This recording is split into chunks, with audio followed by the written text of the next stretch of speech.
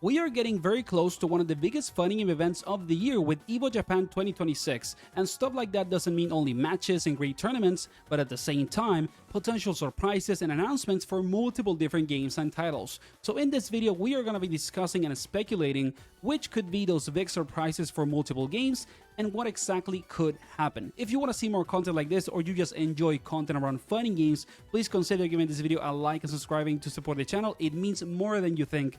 And now, let's get into it. And of course, we cannot start this video in any other way or form that is not talking about Marvel Tokon Fighting Souls, because it is arguably the most expected fighting game of the year, and at EVO Japan there is a decent chance that we might get a trailer for the game, because by the end of the R World Tour Finals, when the developers showed us the full Spider-Man team and Penny as the new character on it, they actually said that they are gonna be at EVO Japan with Tokon. There's also a playable demo of the game that has the X-Men and Penny on it, so the chances of a new Tokon trailer are actually pretty high. But the problem is the next thing. There is also a lot of other gaming events after EVO Japan that are very big. There's highly likely going to be another Sony State of Play.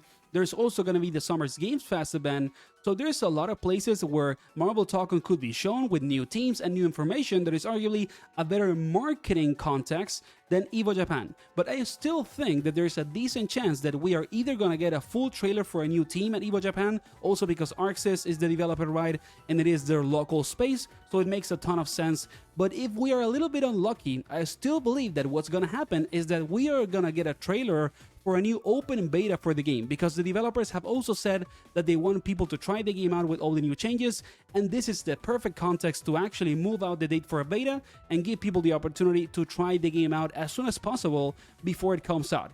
But a completely new team trailer, it really depends on Sony and if they want to show something at EVO Japan, or just save all the trailers for the big gaming events like a new State of Play, like Summer's Games Fest, and more. So the chance for a complete new team trailer, I would say, is kind of like a 50-50.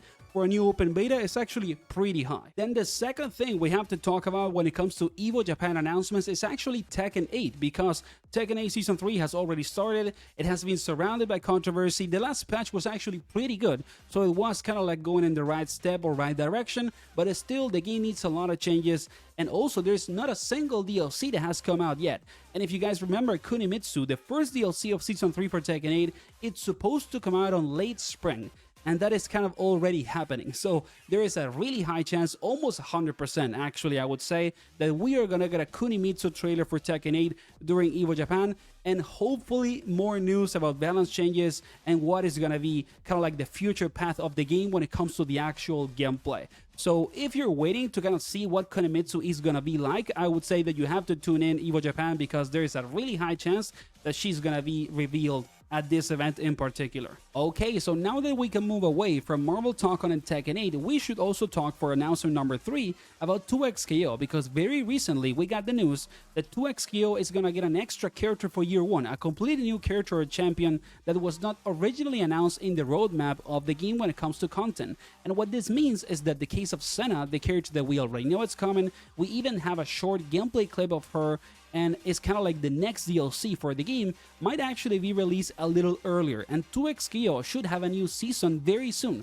So there's a decent chance that Senna is going to have a gameplay trailer with a lot of details at EVO Japan, and then at the start of the next 2XKO season, she's just going to be released right away instead of happening mid-season, right?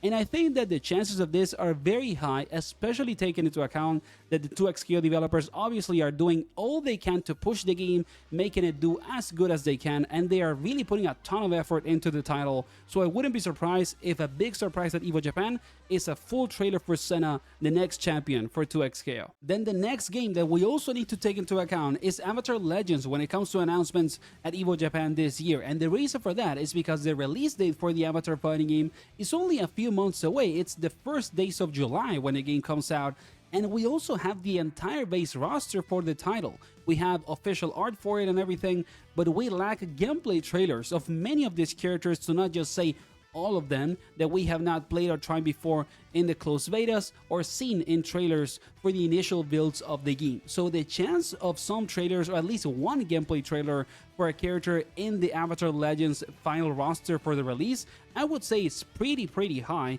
taking into account also that there is a lot of characters to reveal when it comes to seeing how they play. So I wouldn't be surprised if, as a part of EVO Japan as an event, we get at least one gameplay trailer for the full roster of Avatar Legends all the way from here to launch. Other title that we also need to consider when it comes to EVO Japan announcements this year is going to be Fatal Fury City of the Wolves and SNK.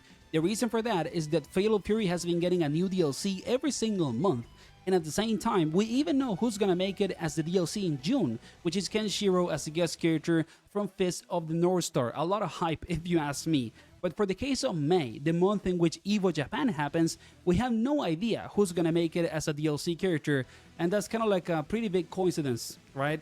And at the same time, there has been, of course, some teasers about the character with the case of Mr. Karate. A lot of people think that Mr. Karate is gonna make it this season because of a video that SNK put a while ago on the channel that shows the Tengu mask from Mr. Karate as a character, and also the typical or like super classical coin toss of Robert Garcia.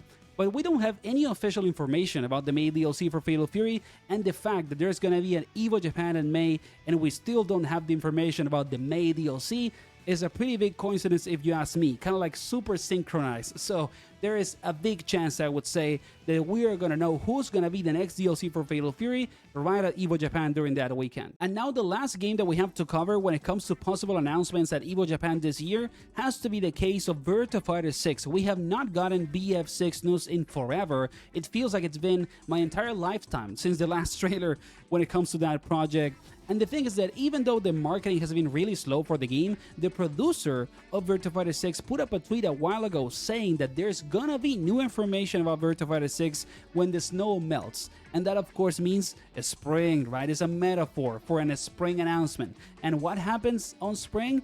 EVO Japan. So there is a decent chance, to say the least, that we're gonna get news about Virtua Fighter 6 and all the project at this event. The other thing that could happen is that we're not gonna get anything, and BF6 is gonna have a decent or sizable kind of like amount of information at either the Sony State of Play that happens mid-year or Summer's Games Fest. That's the other kind of case that could actually be reality instead of Virtua Fighter 6 being a part of EVO Japan. Depends on what spotlight they want to give the game when it comes to the marketing and what audience they want to appeal to. But the chances of Virtua Fighter 6 being at EVO Japan are not zero. I would say it's kind of like a coin toss between that or the big gaming events that are happening later during mid-year. So that was the video, guys. I hope that you enjoyed it. I didn't talk about a couple of games, but let's quickly kind of mention them and their case. For example, Street Fighter 6 and Capcom in general. I just don't think we're gonna get anything from SF6 at this event in particular, because we even got already the gameplay trailer for Ingrid, and like, you're not gonna get a Season 4 trailer for SF6 at EVO Japan. It's probably just gonna happen at something like Summer's Games Fest, a much bigger gaming event that has more eyes on it and a more kind of like big audience right outside of the fighting community and the more hardcore fans. So I just don't think that we're gonna get SF6 news at all at EVO Japan. And then on top of that, if Capcom is working on something like Capcom vs SNK 3, or even SNK is working on something like SVC Chaos 2, it's also not gonna happen at an event like this. Probably something much bigger, like, I don't know, maybe even I would say the Game Awards or stuff like that. So nothing around Capcom, I would say, when it comes to new games or even SF6 news. And then stuff like Granblue also, they did say at the end of the Art World Tour Finals that Granblue is gonna get more updates and a new DLC, but they didn't show any details almost at all. Like, we don't even have official art of the next Granblue DLC, so very low chances, I would say, getting a new trailer for Granblue when the information just came out. But maybe we still could get it. I guess that the chances for a Granblue DLC trailer are much bigger than for anything SF6 related, so let's put at least some credit into that.